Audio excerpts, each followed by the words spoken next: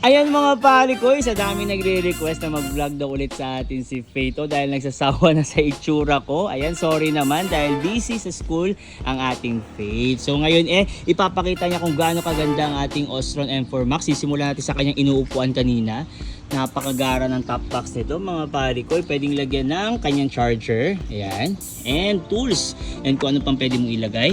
And additional 2,000 lang tayo. Pwede natin lagyan ng acrylic footboard yan mga pare ko. So, papakita na natin kung gaano kaswabe i-drive ang ating Ostron M4 Max. I-ignition siya mga pare ko. And then, long press lang para mag-on.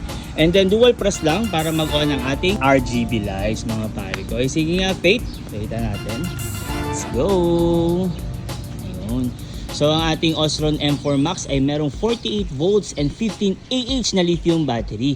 At meron itong 1,000 watts na motor hub mga parikoy. Ayan. Sa mga naghahanap ng scooter na meron ng built-in top box, Ostron M4 Max ang para sa inyo. Dahil kita nyo naman, napakagara din ito dahil naka C-type suspension na ito at tubeless na ito mga parikoy. Ayan, pakita mo yung kanyang switch ng headlight ito and ang kanyang horn. Ayun. So once again, that is our Ostron M4 Max. Thank you, Faith. Thank you. Dito lang yan sa Bangkal, Davao City. Delivery buong Pilipinas at sa ibang bansa.